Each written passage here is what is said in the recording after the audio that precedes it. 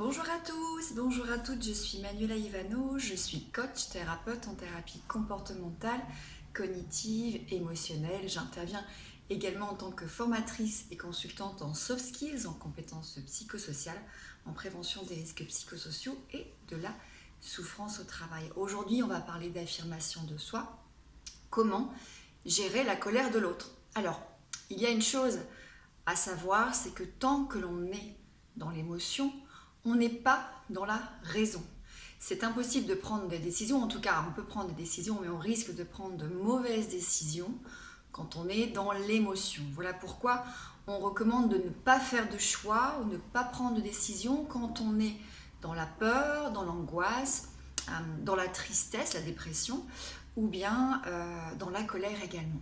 Alors, comment gérer la colère de l'autre? Effectivement, si la personne en face de vous est en colère, il y a de grandes chances pour qu'elle ne puisse pas raisonner. Et donc, il va se passer effectivement ce que l'on vit tous quand on est dans des colères excessives, c'est-à-dire au niveau non verbal, paraverbal et gestuel, on va avoir le ton de la voix qui va monter, le volume de la voix va monter, parfois le rythme s'accélère, on va avoir les gestes qui vont être en hauteur, les grands gestes plus amples et en hauteur.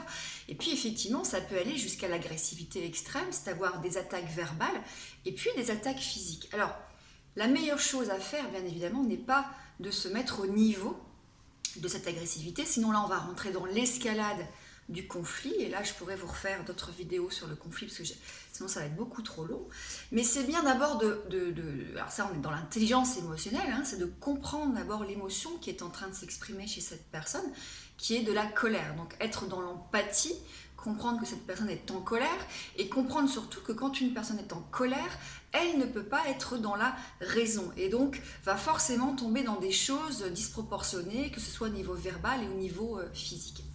La première chose à faire face à cette personne, c'est de ralentir.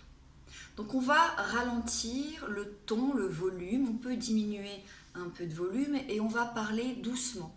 En fait, par effet de synchronisation, c'est amener la personne justement à amener à un état de ralentissement moteur, parce qu'on sait que la colère a une valence négative, mais aussi amène beaucoup d'énergie.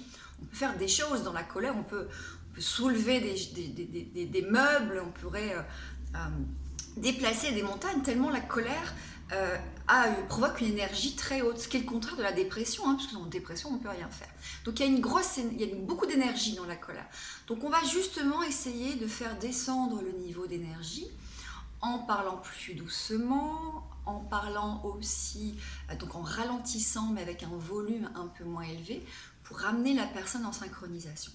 Et là, ce qu'on va faire, alors, soit effectivement, on va verbaliser sa compréhension de la colère de l'autre, donc ça va être il me semble, j'ai l'impression que tu es, c'est toujours le jeu aussi, j'ai l'impression que tu es en colère, qu'est-ce qui se passe, qu'est-ce qui te met en colère, est-ce que j'ai fait quelque chose qui te met en colère? Des fois, le simple fait de verbaliser la colère de l'autre lui permet quelque part de créer de la distanciation et de se rendre compte qu'il est en train quelque part de rentrer dans son cercle vicieux de la colère et dans un conflit, dans une escalade, parfois même du conflit. Donc c'est vraiment de dire, j'observe que tu es en colère, qu'est-ce qui se passe, qu'est-ce qui te met en colère, et puis après on va aider l'autre en fait à calmer sa colère. Et pour ça, on va lui permettre de différer sa colère pour pouvoir discuter sereinement, c'est-à-dire arriver à nouveau à un état de raison qui permet quelque part d'argumenter sans être dans l'émotion. Et donc on va permettre à l'autre quelque part de se retirer, ou alors on va se retirer soi-même pour pouvoir revenir derrière discuter plus calmement. En tout cas sans affect et sans débordement émotionnel.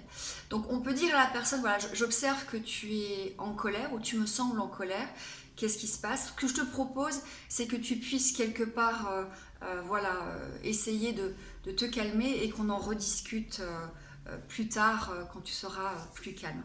C'est vraiment la possibilité de dire, voilà, je te laisse la possibilité de différer, en tout cas de différer ta colère ou différer l'expression de ta colère pour qu'on puisse en discuter calmement. Alors, on verra que je referai une vidéo sur comment gérer sa colère. Ça fonctionne aussi pour nous. Hein. À un moment donné, soit on choisit de répondre dans cet état de colère qui est peut-être un 9 sur 10, tout en sachant que peut-être à un niveau de 4 ou de 5 sur 10, on arrive généralement à la maîtriser. Donc là, l'objectif, ça va être nous de différer l'expression de notre colère, soit en faisant une respiration, on verra qu'on peut faire 10 grandes respirations, soit en disant « je suis en colère », je vais aller me calmer et puis je reviendrai quand je serai plus calme et on en discutera. Voilà pour la vidéo d'aujourd'hui. En attendant, prenez soin de vous et à très bientôt.